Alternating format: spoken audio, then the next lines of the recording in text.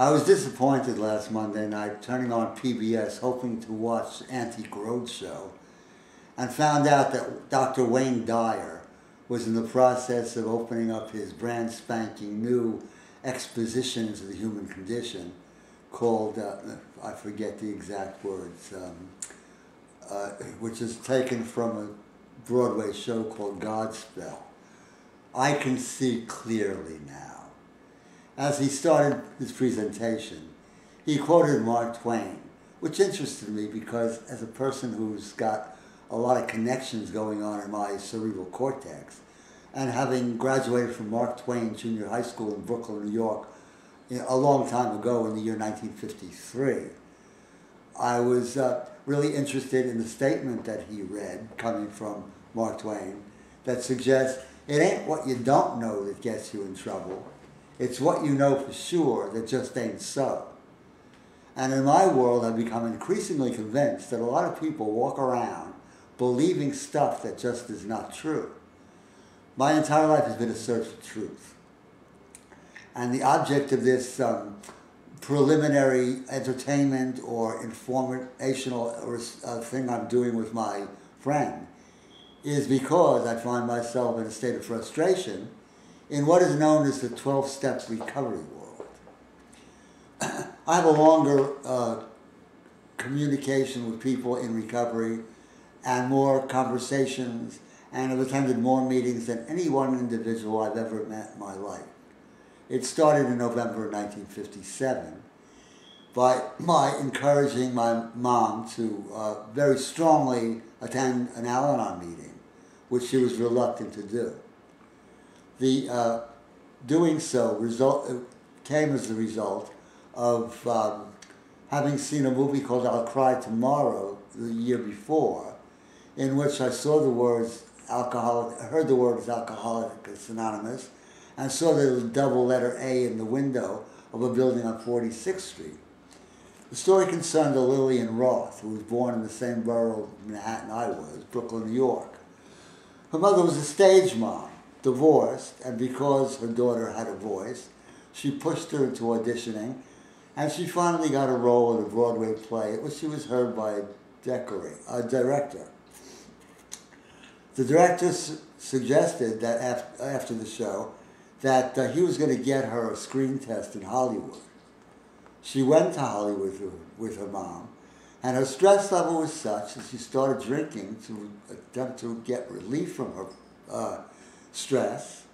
And the end of the movie, I'll Cry Tomorrow, shows the heroine or anti-heroine climbing the stairs of an apartment building, a brownstone in Manhattan, in order to attend her first AA meeting. The same thing happened to me several weeks after my mother and I attended the Al-Anon meeting. And slightly thereafter, we found out that they were attempting to start a group called Alateen in Manhattan, was to be for the children of those afflicted with the disease of alcoholism. In my own personal experience, I've spent a lifetime battling the disease, and I'm in a world now that's very unlike any one I've ever existed before, because I've discovered for myself that, number one, I live in a nation that's totally addicted to a lot of substances and behaviors, which I find deplorable, and that the 12-step program, which used to be a solution for millions of people, has now become a problem rather than a solution.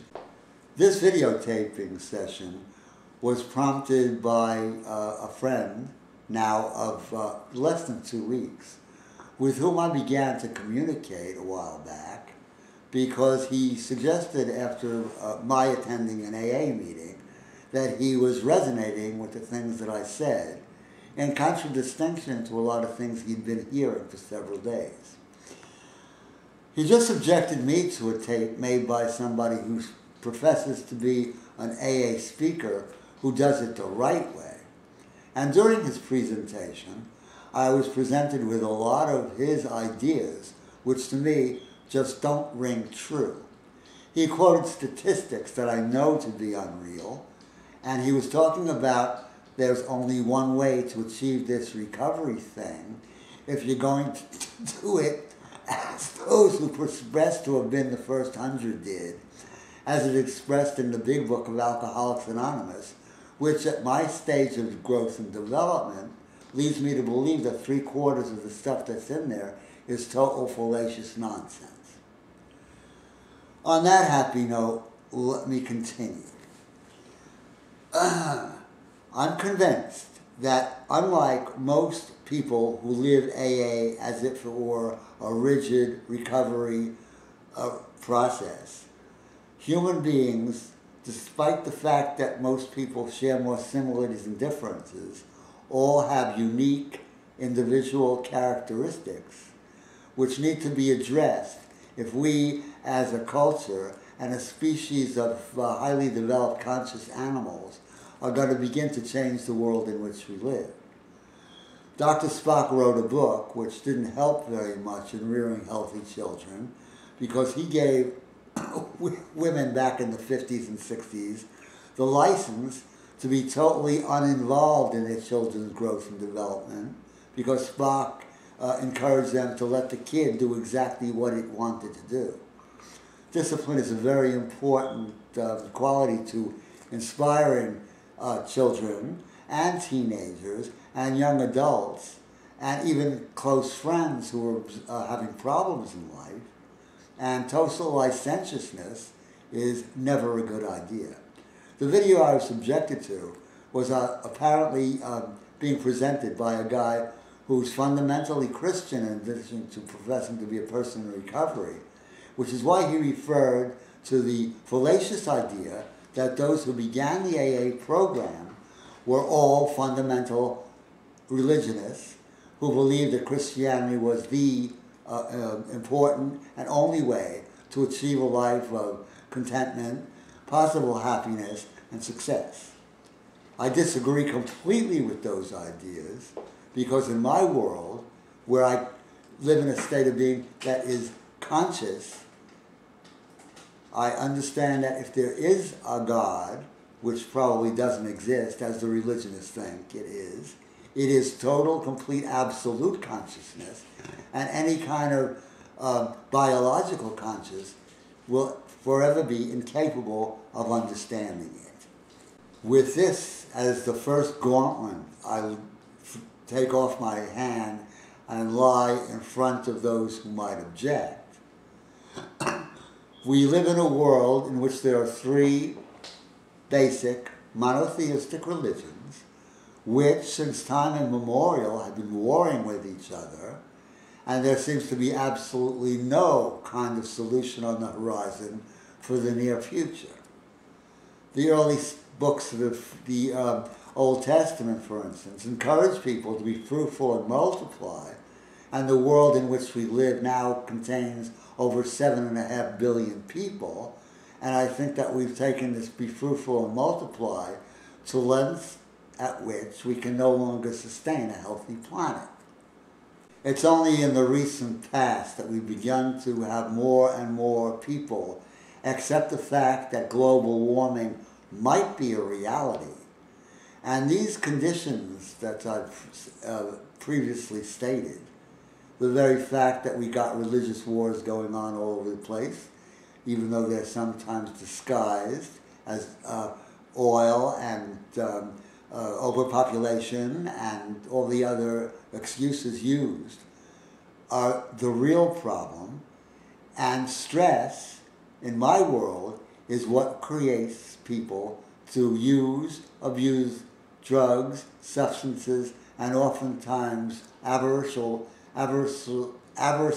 behaviors to get what they think they want in order to negotiate their way through life. The United States was built on some amazingly beautiful deistic principles, and I use the word deistic rather than theistic because the most important formulators of the Declaration of Independence, primarily Jefferson, and the people with whom he could communicate best, were deists, not theists. They knew there might be something that they oftentimes called providence as a power greater than themselves, but rarely reverted to religion to try to express anything resembling the human condition. We must always remember that there are various ways of referring to that point in time in the mid to late 18th century. sometimes referred to as the Age of Enlightenment, or as Thomas Paine suggested, the Age of Reason. And one of my major beefs with systematic robotic 12-step recovery is that they often ask people to take their abilities to think and reason and put them to the shelf while they work diligently at entertaining the idea of a higher power of being the motivative force of their entire existence. I met the co-founder of Alcoholics Anonymous, a guy named Bill W., though everybody knows that his last name was Wilson, when I was slightly over 17 years old at his wife Lois's annual Al-Anon picnic at their palatial little home in, if I remember the name correctly, Bedford Hills, New York. I was astounded at the sumptuousness of his estate and really impressed by the fact that Lois raised African violets. Every room of the house had African violets in it, and I questioned the fact that they're very difficult to grow. And many years after the fact, assumed that she had to buy her African violets for the specific occasion of her annual picnic, which at that point in time probably cost a lot of money. In a spiritual program, I've always attempted to try to examine the spirituality as opposed to the motive force in America, which is the accumulation of wealth and in-your-face greed, which I've always been opposed to. I have to go back now to my childhood to help one understand why it is I'm so opposed to the worship of the almighty dollar. I was born into a very dysfunctional family in which my father, who happened to have been the son of a woman addicted to a compulsive problem called gambling, was tossed into the streets of East Side New York when he was just a child because my grandmother was very interested in indulging her obsession for gambling rather than taking care of her second to last child, who happens to have been my father. Having grown up in the streets of New York and learned a lot of street stuff, like shooting crap and gambling, he turned into a man who made his living in fraudulent ways like bookmaking and gambling and throwing crap games, and concomitant with that, experienced the trauma of his own. I was told growing up that he had a sister whom he adored, and she was injured after their family moved to Coney Island, Brooklyn, New York. And her brother, my dad, took her to Luna Park. During their little outing, she was injured on a ride, apparently got what they used to call blood poisoning, now called septicemia, an infection which they were unable to cure at that point in time.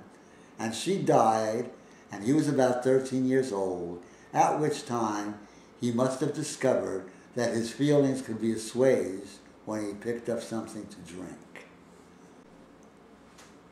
The only time my sister followed me 17 months after I was born, were beaten by my father was one day in about maybe 1944 or 45. The war was on.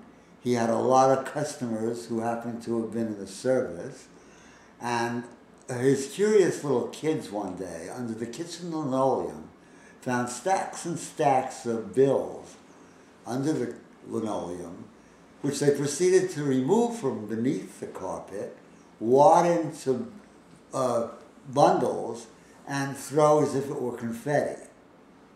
My father walked in slightly tipsy and gave us a what for, the likes of which I don't remember, thank you very much, but I was told later on that that's what occurred.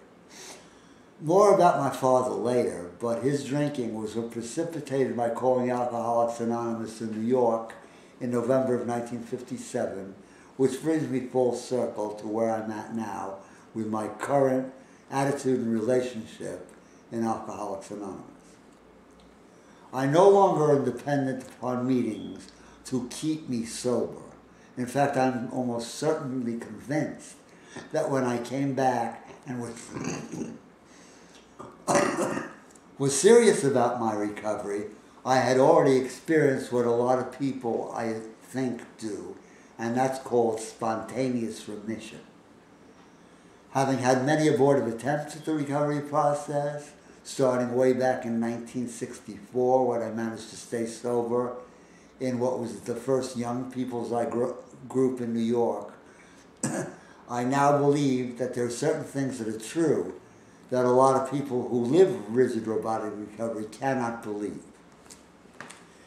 I was sure at that point in time, on November 23rd, 1993, having collected my third DUI, that I was over with the kind of escapism I practiced most of my life, and was convinced that this time I would make it stick. Miraculously, using the program, it worked, even though from the beginning I was always at odds with a lot of the things that I was told by people who professed to know better merely because they had accumulated more time in what they call sobriety. I also take exception to the very word sobriety, because if looked up in the dictionary, the definition always implies moderation, which is something I very rarely was able to do, except in those times where I was trying to convince myself that I could drink in moderation, or smoke pot in moderation, or do other substances in moderation, when most of my life all I was interested in was escaping from a reality which was very uncomfortable to me. Many people in recovery understand that it seems to be a program of paradoxes. One of the first things that is suggested in it is the idea, surrender to win. In my world, it was necessary for me to surrender to the reality that I did not use drugs or alcohol ever in moderation, and always as a medication that enabled me to start wrapping my mind around more profound realities. I've always had a problem with the idea of an anthropomorphic God. In other words, created in the image and likeness of man, which is, I think, what most religionists did before they knew about anything. They needed to attribute certain characteristics and qualities to something that didn't exist in order to provide a mirror to understand their own sense of self and consciousness of self. In recovery, and I very rarely use the word grateful, I am grateful to have discovered a reality that works for me. And by extension, that reality works for a lot of people who resonate with what I say and the way I say it, because I'm at odds with a lot that is spoken of in the program of Alcoholics Anonymous. In my world, it smacks of medieval religionism, which hasn't transformed itself or grown or evolved since it was created. And if there is such a thing as this God entity, I've never been able to identify it. And I'm also of the opinion that there is an enemy that is opposite this spiritual stuff, but it has nothing to do with an evil entity that some people think exists. In my world, the evil entity is human consciousness as it presents itself as the P-brain. Pride, I can do this myself. Ego, the story I've been telling myself about who I think I am, what I think I'm all about, what I think I can do, and what I'd like the future to be. And arrogance. You can't teach me anything new. I already know it all. I make a synopsis of these three words to help myself understand that whenever I'm in this state of being where I think I know what's good or right or best for another human being, I'm coming from my P-brain. I have only discovered what works for me, and on that level I'm perfectly okay with being who I am right now. Of late, I've been introducing myself at meetings as a process who happens to be an alcoholic named Bernie. I'm revolutionary, I'm a heretic, I'm a radical, and so I have always been, because I've always been uncomfortable with the way this world is moving, because I sensed from a very young age that it wasn't all that healthy. Having been born in 1940, I grew in a time of peace. Europe was on the way to going to full-blown World War, but the United States had not yet become involved in that mess called World War II. We seem to be at wars now, too, but on many, many places in the world. And as I'm looking back in retrospect over my life and all the history I've read, I sit in awe and wonder and total consternation that the fact that humanity doesn't seem to evolve very much in a very long time. And we'd like to now quote from the big book of Alcoholics Anonymous. In the chapter 5 of How It Works, there's one sentence at the end of the third paragraph that makes perfect sense to me. And one of the keys to me having learned how to live a happy life, which is more in synchronicity with Asian ways of thinking as they are of us who live in the Western world. The statement suggests the result was nil until we let go absolutely. And the previous sentence, if you are anything of a grammarian, suggests that some of us have tried to hold on to our old ideas.